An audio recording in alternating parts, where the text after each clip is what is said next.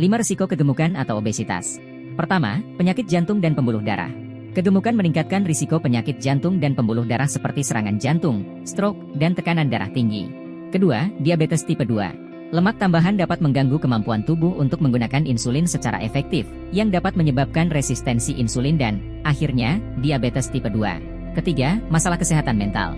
Faktor-faktor sosial dan psikologis yang terkait dengan kegemukan, seperti stigmatisasi sosial, juga dapat memengaruhi kesejahteraan mental seseorang.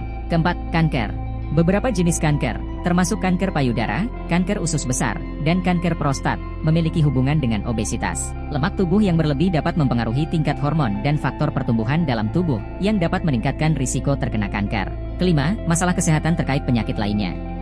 Kegemukan juga dapat meningkatkan risiko terkena berbagai masalah kesehatan lainnya, termasuk osteoartritis, gangguan pernapasan seperti sleep apnea, dan gangguan reproduksi seperti sindrom ovarium polikistik pada wanita.